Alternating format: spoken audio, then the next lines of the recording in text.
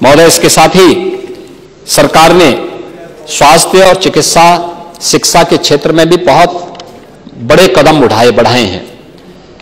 2017 के पहले, यानी आजादी के पहले जो मेडिकल कॉलेजेस खुले थे उनको लेकर के 2017 तक केवल गवर्नमेंट स्तर पर 17 मेडिकल कॉलेज प्रदेश के अंदर बन पाए थे।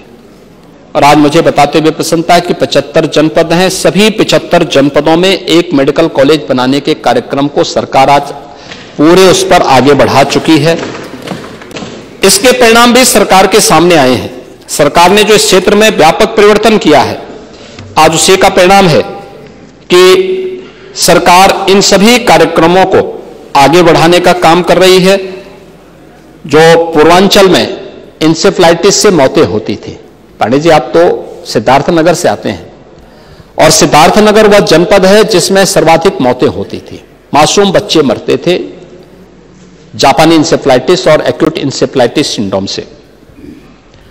आंदोलन केवल हम लोग करते थे, आप लोग आंदोलन में आप लोगों को कोई मतलब ही नहीं था, और कभी सदन में भी इस मुद्दे को रखने की फुर्सत भी नहीं थी।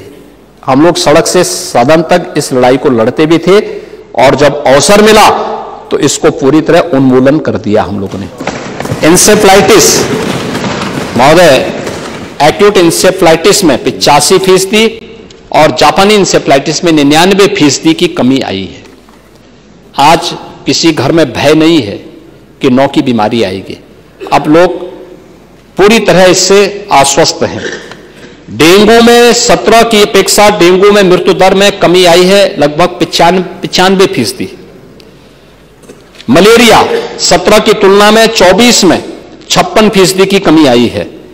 और अब प्रदेश के अंदर हम लोग 1 डिस्ट्रिक्ट 1 मेडिकल कॉलेज को प्रभावी ढंग से आगे बढ़ाने, लगभग 6-7 जनपद हमारे ऐसे बचे हैं जिन पे हम लोग अब फाइनल रूप से आगे बढ़ाने की कार्रवाई को आगे बढ़ा रहे हैं। हर जिले में आज डायलिसिस की सुविधा हो चुकी है। हर जिले में लोगों को ब्लड बैंक की सुविधा और ब्लड एफरेसिस की सुविधा वहां मिल सके, प्लेटलेट्स की सुविधा प्राप्त हो सके, यह कार्यक्रम भी वहां के आगे बढ़ाया जा रहा है। आयुष्मान भारत में सर्वाधिक गोल्डन कार्ड बनाने वाला राज्य उत्तर प्रदेश है, और आयुष्मान कार्ड यानी इसको बनाने वाला तो है ही, साथ साथ जिन लोगों के आयुष्मान कार्ड में आच्छादन नहीं थे उन लोगों के लिए मुख्यमंत्री जन आरोग्य योजना में भी उन्हें आच्छादित करने का काम किया है। एमबीबीएस की सीट को अगर आप देखेंगे तो जो 17 में 1990 थी, आज वो बढ़कर के 5250 हुई है। निजी मेडिकल कॉलेजेस में सीट की संख्या 2550 से बढ़ के 6550 हुई है। राजकीय क्षेत्र में पीजी सीट्स की संख्या 2017 में जो 741 थी, आज वो बढ़कर के 1871 हुई है। और निजी क्षेत्र के मेडिकल कॉलेजेस में 17 की तुलना में 480 से बढ़कर के 2100 हुई है। इसके अलावा सरकारी मेडिकल कॉलेज में सुपर स्पेशलिटी की सुविधा भी उपलब्ध करवाने की कार्रवाई की है, और इसमें सीट्स भी बढ़ी हैं। एसजीपीजीआई में 8 नए विभाग के कार्य भी प्रारंभ हुए हैं। आईआईटी कानपुर में भी 500 बेडेड एक सुपर स्पेशलिटी चिकित्सालय के निर्माण की कार्रवाई के लिए राज्य सरकार भी उसमें योगदान दे रहा है, जिसमें school of medical research and technology इस कार्य को भी पूर्ण करने में राज्य सरकार पूरी सुविधा उपलब्ध करवाने का काम कर रही है। महोदय, इसके अलावा रोजगार के लिए सरकार ने जो कार्य किए हैं, इसमें 7.5 लाख से अधिक सरकारी नौकरी सरकार ने उपलब्ध करवाई है। आप पेपर लीक की बात कर रहे थे, आपके समय में तो उत्तर प्रदेश लोक सेवा आयोग रहा हो या अधीनस्थ सेवा चयन आयोग या उत्तर प्रदेश शिक्षा आयोग, माध्यमिक या उच्च शिक्षा आयोग, ये सभी में ही भूल लग चुका था। इन आयोगों की या इन बोर्डों की छवि क्या थी, और प्राइवेट लिमिटेड कंपनी के रूप में काम करती थी। लेकिन आज पारदर्शी तरीके से नियुक्ति की प्रक्रिया को न केवल आगे बढ़ाया जा रहा है, बल्कि नकल माफिया की कमर भी तोड़ी जा रही है। और नकल माफिया की कमर तोड़ते हुए युवाओं के जीवन के साथ खिलवाड़ करने वालों की संपत्ति कुर्क करने, जब्त करने और उन्हें आजीवन कारावास की सजा उपलब्ध करवाने के लिए सरकार पूरी प्रतिबद्धता के साथ कार्य कर रही है। हमने एमएसएमई सेक्टर को जो आगे बढ़ाया, एमएसएमई सेक्टर से 2 करोड़ से अधिक रोजगार सृजित हुए हैं। प्रदेश के अंदर 15 लाख करोड़ रुपए के निवेश के प्रस्ताव को जमीनी धरातल पर उतारने का परिणाम था कि 60 लाख नौजवानों को सीधे सीधे नौकरी मिली है। और इसके अलावा हमने अब नए बजट में हम जो घोषणा करने जा रहे हैं वह आउटसोर्सिंग से या संविदा के कर्मचारियों को न्यूनतम मजदूरी को बढ़ाने की एक बड़ी क्रांतिकारी घोषणा होने जा रही है। बहुत बड़ी घोषणा होने जा रही है, जिसको हम उसी में करेंगे। मैंने मुख्यमंत्री युवा उद्यमी स्कीम के बारे में पहले ही आपको बताया है। इसके अलावा प्रदेश के अंदर आज जो हमारे पास जो चीजें आई हैं, इसमें बहुत सारी चीजों को हम लोगों ने, मैं पहले भी इसका उल्लेख कर चुका हूं।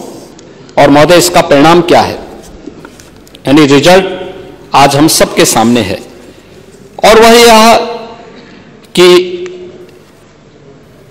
पिछले जो महामहिम राज्यपाल जी ने अभिभाषण में उल्लेख भी किया है, जो उन्होंने इस बारे में कहा कि मेरी सरकार के सुनियोजित प्रयासों, प्रभावी कार्यान्वयन और सतत अनुसरण से उत्तर प्रदेश देश में विभिन्न योजनाओं में प्रथम स्थान पर रहा है।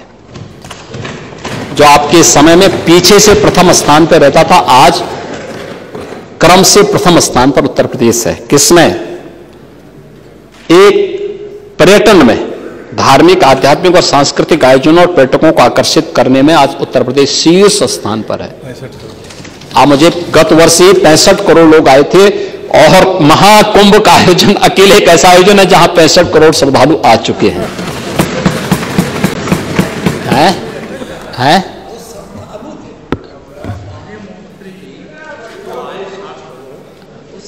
थे, धार्मिक आस्था से आए थे, पर्यटक नहीं थे। पाणी जी, मुझे बताइए, जो श्रद्धालु आए हैं उत्तर प्रदेश में आए हैं ना, श्रद्धालु उत्तर प्रदेश देश के अंदर पर्यटन के 2 आधार हैं। एक पेशेवर पर्यटक होता है और एक श्रद्धालु होता है जो तीर्थ यात्री के रूप में जाता है। हमने श्रद्धालु की बात इसलिए कही है, वह भी एक प्रकार के पर्यटन की सूची, मैंने धार्मिक और आध्यात्मिक कहा है। जब पर्यटन की बात आएगी तो वह भी उसमें गिना जाएगा, क्योंकि वह भी जाएगा तो किसी बस से जाएगा, किसी टैक्सी से जाएगा, किसी ट्रेन से जाएगा, किसी एरोप्लेन से जाएगा, किसी होटल, किसी धर्मशाला, किसी शिविर, किसी व्यवस्था में रहेगा, कहीं खरीदारी करेगा।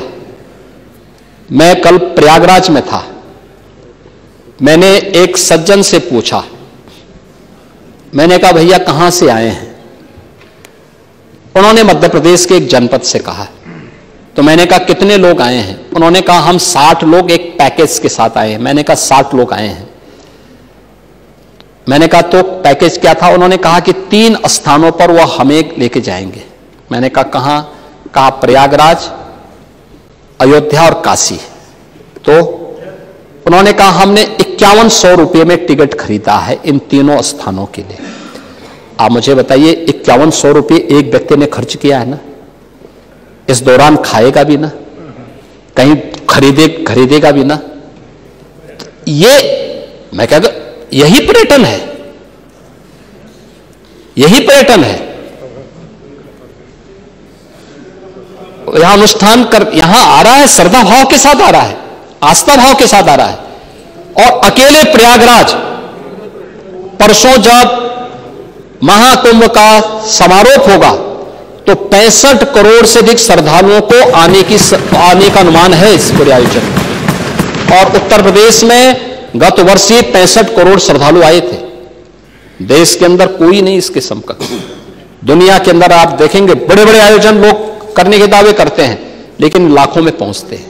इतनी बड़ी संख्या नहीं, ये संख्या उतनी है जो यूरोपियन यूनियन की पॉपुलेशन से 1.5 गुना से अधिक है, अमेरिका की पॉपुलेशन से 1.5 गुना से अधिक है।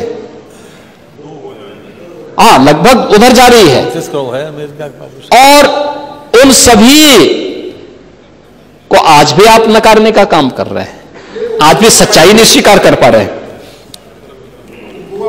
इसके अलावा मैंने प्रधानमंत्री, हाँ, पांडे जी गोवा वाले नहीं है, आप लोग ऐसा मत बोला करें, उनके पड़ोसी हैं, वो नहीं है।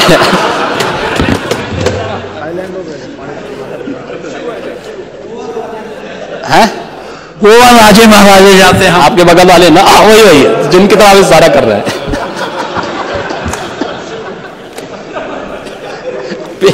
पीएम आवास योजना में ग्रामीण हो या शहरी, इन स्कीम में उत्तर प्रदेश नंबर 1 पर है। प्रधानमंत्री उज्ज्वला योजना में उत्तर प्रदेश नंबर 1 पर है। पीएम स्वनिधि योजना में उत्तर प्रदेश नंबर 1 पर है। स्वच्छ भारत मिशन में उत्तर प्रदेश नंबर 1 पर है। महिलाओं के प्रति अपराध में सजा दिलाने वाले राज्यों में उत्तर प्रदेश नंबर 1 पर है। ईज ऑफ डूइंग बिजनेस में अचीवर स्टेट के रूप में, एमएसएमई में नंबर 1 पर। प्रधानमंत्री जन धन योजना के अंतर्गत सर्वाधिक खातों में खोलने वाला राज्य उत्तर प्रदेश नंबर 1 पर है।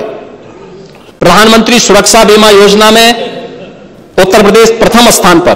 प्रधानमंत्री जीवन ज्योति बीमा योजना उत्तर प्रदेश नंबर 1 पर। अटल पेंशन योजना उत्तर प्रदेश प्रथम स्थान पर।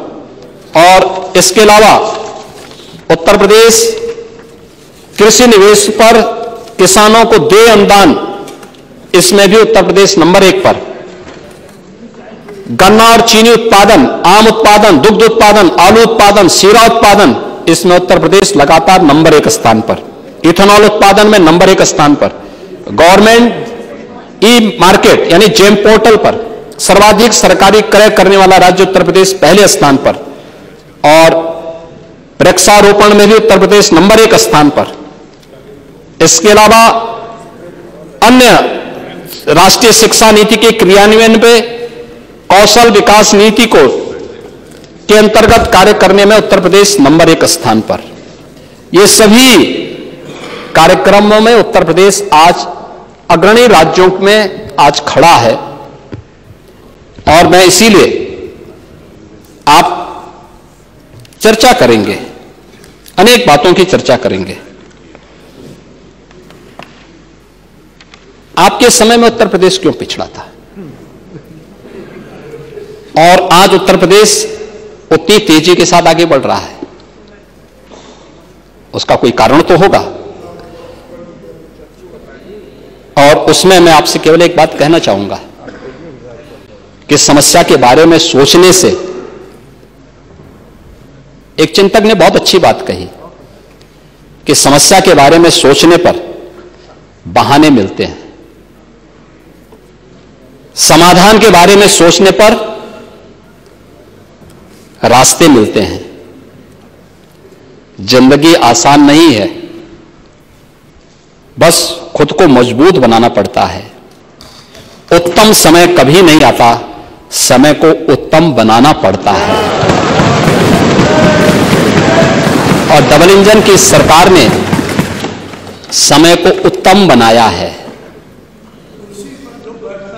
हां, इसीलिए कह रहे हैं ना, क्योंकि इसीलिए तो 5 साल सफलतापूर्वक चलाने के बाद भी फिर से थंबिंग मेजॉरिटी के साथ आए हैं और 27 में फिर से आएंगे, फिर से आएंगे।